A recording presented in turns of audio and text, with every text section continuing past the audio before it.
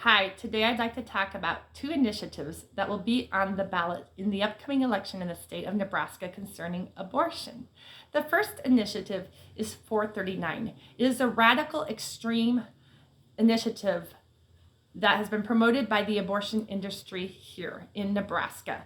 This initiative would, though cloaked in deceptive language, would basically make abortion a right in our state constitution up till the day of birth for any reason with no restrictions. This is a very extreme, horrible, dangerous initiative that we pray and believe will fail if the conservative majority, pro-life, and Christian majority here in Nebraska show up to the ballot to vote against it.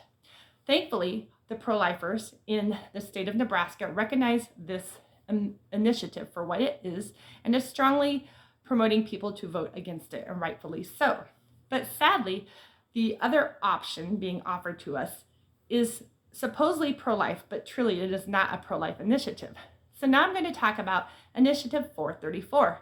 Initiative 434, put out by Nebraska Family Alliance and Nebraska Right to Life, basically would restrict second and third trimester abortions in the state of Nebraska. It does not stop any first trimester abortions. And then there would be exceptions for second and third trimesters, such as rape, assault, sexual assault, and medical emergencies, which creates a lot of loopholes. The state law in the state of Nebraska right now is abortion is illegal through 12 weeks.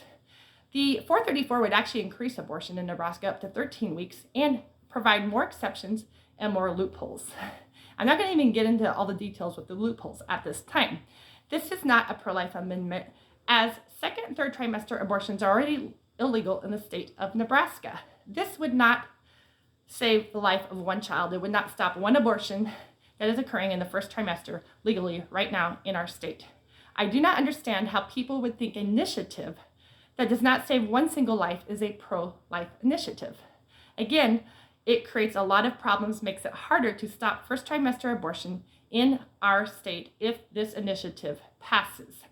Bradley Pierce is a constitutional attorney who was one of the attorneys on the Dobbs case that overturned Roe v. Wade, and he has spoken out against 434 and how this is not a good pro-life initiative that should be amended to the state constitution.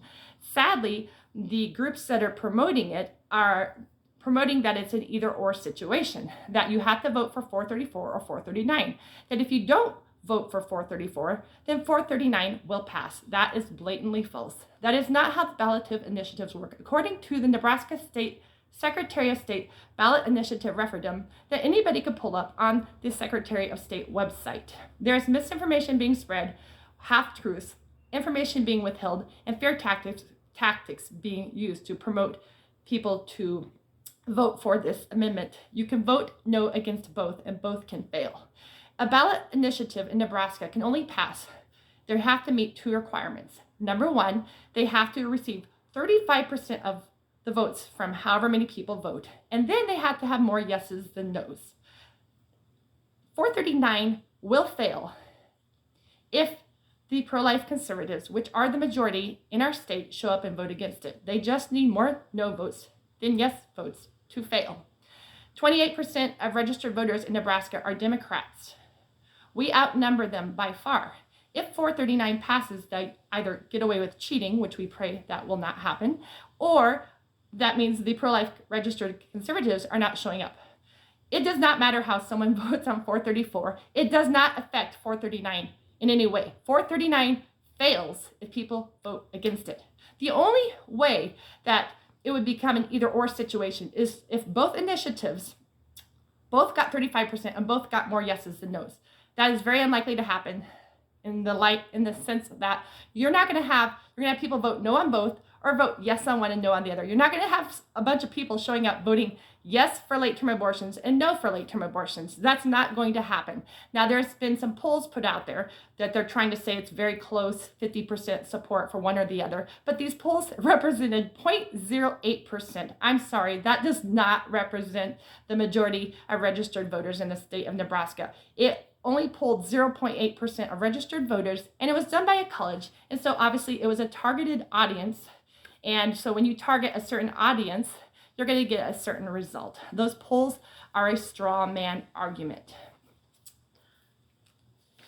The other situation that is sadly happening, so there are groups that I'm involved with here in Omaha, and there are pro-life groups that are encouraging people to vote no on both of these initiatives and trying to just educate people, giving them the information from the Nebraska Secretary of State of how ballot initiatives actually work here in Nebraska and how they can pass or fail. We're trying to present information, accurate information to the people so that they can make an informed choice.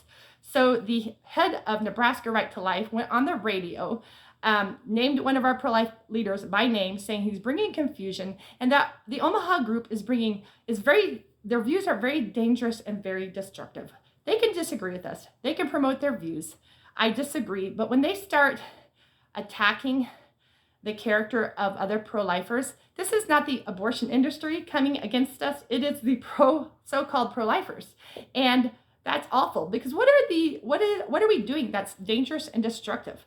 What are we doing? We are informing people of how the ballot initiatives work. We're informing them and we are giving them information. And yes, we are encouraging them to vote no on both, as they are encouraging people to vote yes on 434 and no on 439.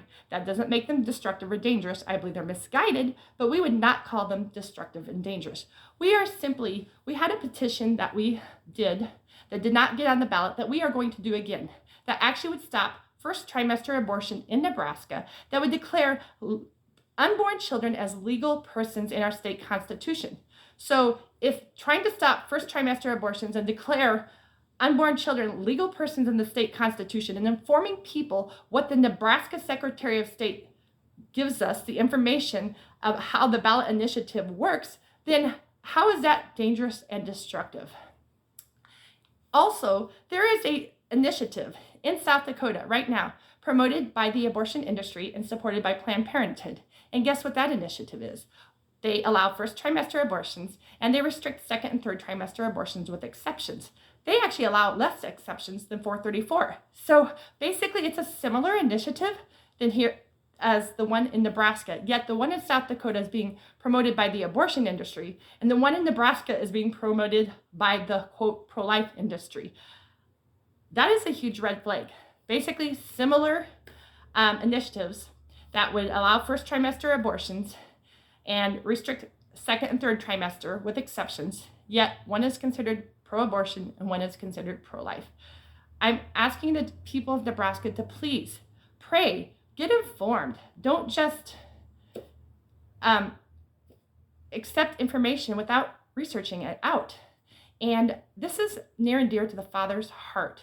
Life is near and dear to the heart of the Father. My prayer today is that I would represent the heart of the Father on this issue. Please pray for the heart of the Father concerning life. Thank you.